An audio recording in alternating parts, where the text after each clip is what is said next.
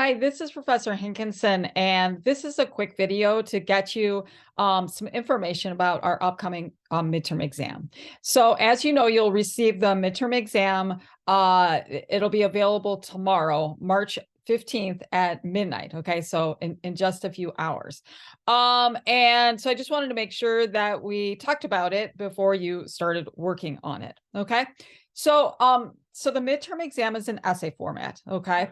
And so as you'll see, and we'll take a look at the questions in a moment, that there are 6 questions on the exam and you answer 4 of those questions.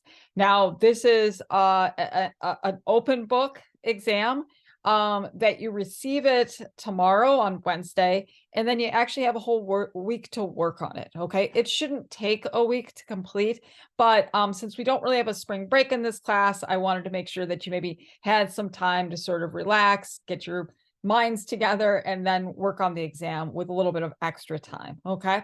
And so the exam itself is due the following Tuesday, March 21st at 11:59 p.m., okay?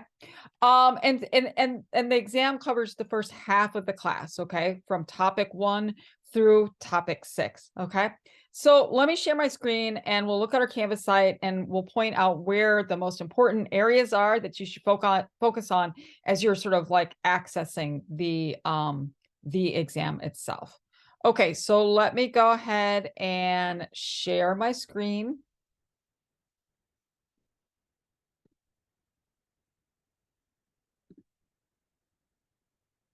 Okay, and bring up our Canvas site, okay? All right, so there's our Canvas site. The midterm exam information comes right after topic 6.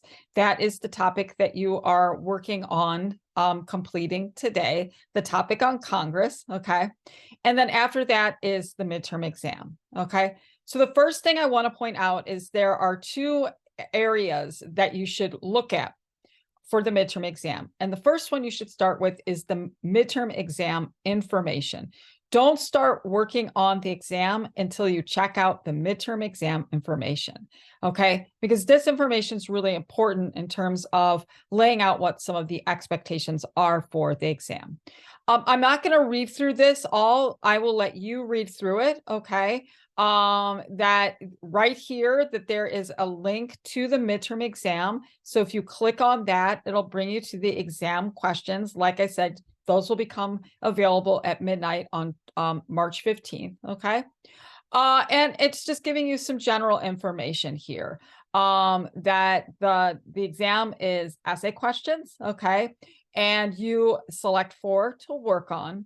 And basically that as it says there, the best answers rely on all of the course material to answer, okay, the questions. And so throughout the course of the exam, you should reference the topic lectures, the course commentary, We the People, and any article that we've read so far that you think would help you answer the exam questions. You don't have to use all of those things for each answer, but if you think about your exam comprehensively, that you should make reference to all of these things at some point in the exam.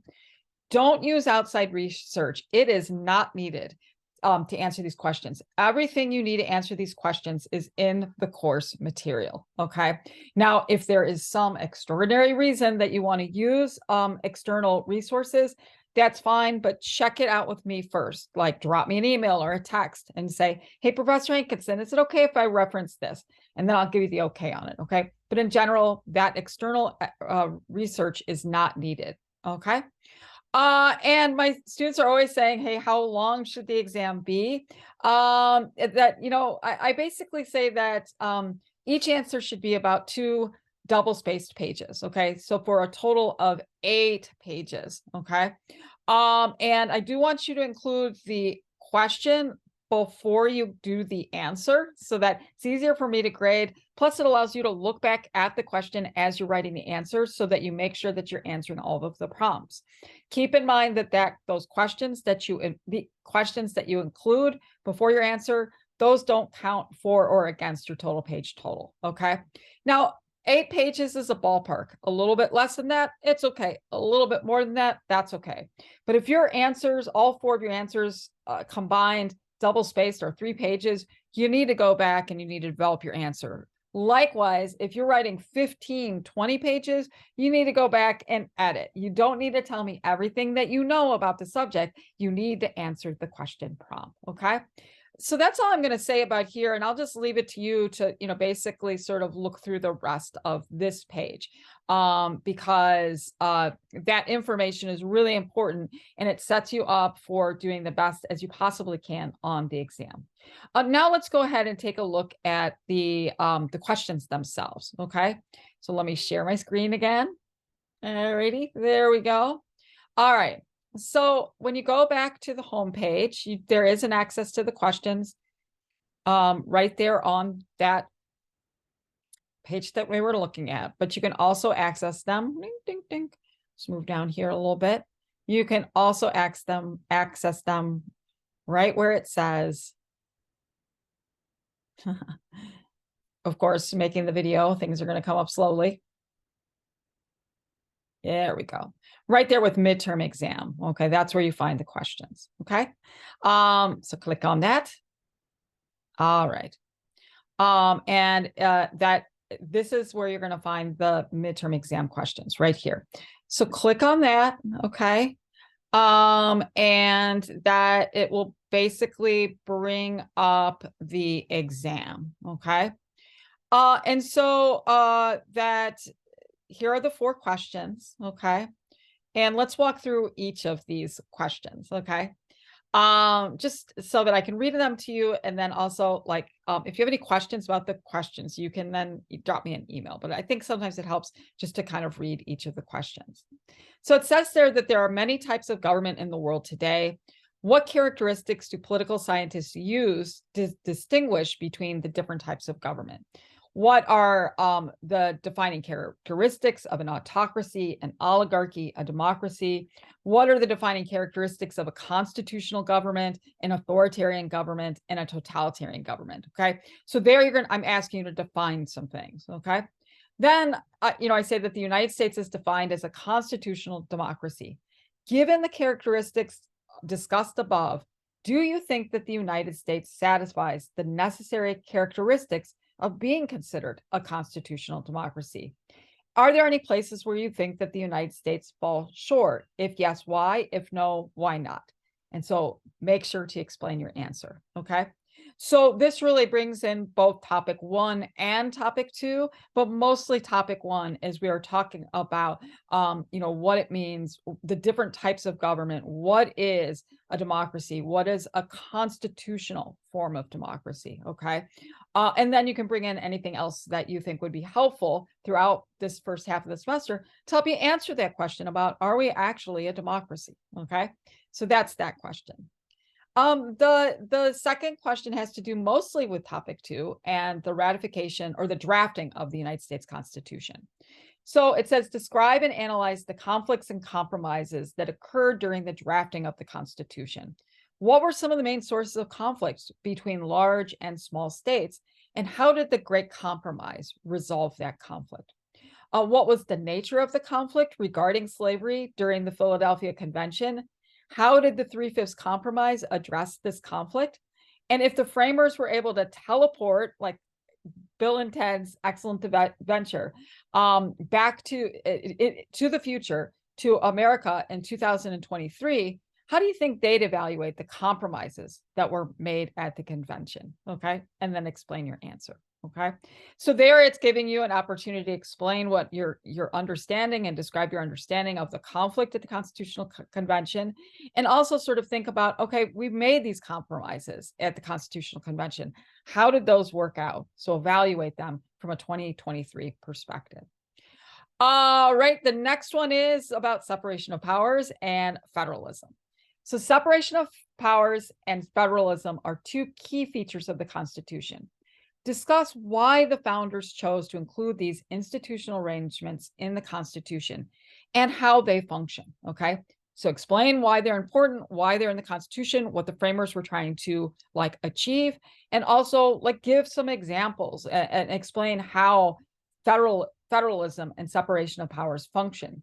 So in your answer, be sure to define what is meant by the separation of powers and federalism, and describe each feature of how each feature functions in the American political system. Okay. So that, really gets you to dig into those key concepts that are important for American democracy. A 4 has to do with civil liberties. And so there are a lot of civil liberties that are in the Bill of Rights, and we learned about them this semester. So for this, I want you to pick 3 liberties that you think are essential to maintaining a democratic society. If you could only, in other words, if you could only select 3 liberties, which 3 liberties which the government is prohibited from encroaching upon, which would you choose and why? So which 3 liberties do you think are most essential for maintaining a democracy? On the flip side, thinking of all the liberties, which 2 liberties do you think are not as essential to maintaining a democratic society? In other words, what 2 liberties could be eliminated from the Bill of Rights with little to no impact on democracy? Now, make sure to provide a brief explanation of each liberty in your answer, as well as provide well-developed reasons for your choices, okay? Don't just say freedom of speech because it's good, right? Like, actually develop why freedom of expression is fundamental to maintaining a democracy. It's not just a personal choice, it's about maintaining a democracy. Now note, it's in yellow there, that you cannot pick an amendment. You must pick one liberty, okay? If you could pick an amendment, if you pick the First Amendment, that includes 5 liberties. So you must pick a specific liberty. So for example, you could say freedom of speech and also the right to exercise your religion, okay? Those are 2 liberties within the First Amendment, okay? You can't just pick an entire amendment, okay? Number 5 is about civil rights. So many advances in civil rights have been accomplished through federal legislation, as we know. Describe the different parts of the Civil Rights Act of 1964 and the Voting Rights Act of 1965. You don't need to tell me everything about those 2 acts, but you need to summarize what the key features and provisions of those acts are. What have these 2 laws accomplished? So they were passed in the 60s. How have they changed civil rights in the United States? And how might federal civil rights law be expanded or changed in order to address inequalities that continue to persist today? Explain your answer. And I just got done reading your posts on What is Owed, the Nicole Hannah-Jones article. The best answers for this question will make sure to reference some of the inequalities that are outlined both in the textbook and in the article, and maybe some ideas for how to close those racial inequality gaps, okay, in terms of how we might improve our civil rights laws. And then finally, there are many different ways that members of Congress can represent the American people. Define and discuss the differences between sociological representation and agency representation. Of these 2, which theory do you think comes closest to describing the current way the United States Congress represents the American people? Okay, and explain. And of these 2, which theory do you think comes closest to how the U.S. Congress should represent the American people? Okay, so the first one is saying, hey, looking at how the U.S. Congress represents its people, do they use agency or sociological theory for that representation? Thinking about those 2 theories, which do you think is the best way, right? Which theory should Congress use to represent the American people? Explain your answers, okay? All right, so that's just sort of walking you through the questions there. Obviously, I'll give you some tips. Answer all the prompts, okay? And so, I have points associated with each of the prompts. So in each question, make sure you answer all of the prompts. Don't answer more than 4 questions. If you answer more, I just grade your first 4. So just answer 4. Don't answer all 6. You don't get extra credit for that. And then also in some of the questions, it's sort of like asking your opinion, like which theory should the U.S. Congress use to represent its people? There's no right or wrong answer to that, okay? Could be agency theory, really good argument for that. Could be sociological theory, really good argument for that. You pick one and you make a case. And so make sure that when it comes to those critical thinking prompts, those prompts that are asking you to evaluate, do we live in a constitutional democracy? Make sure that you don't just like undersell it, right? make sure that you, really answer and support your answer to those critical thinking questions in a way that demonstrates your knowledge of the material. Oftentimes, those critical thinking questions, like which should it be, evaluate, constitutional democracy. A lot of times, those are the answers that differentiate the A answers from all the rest. So keep that in mind. All right, I hope this was helpful. I will be around all the time. I'm always like logged in. So if you have any questions, don't hesitate to give me a call, text me, or we could set up a Zoom meeting. Okay, good luck on your midterm exam. I know y'all are going to do a great job, and hopefully you'll find a little bit of time over that period to get some rest and relaxation. All right, thanks for listening. I appreciate it. Bye-bye.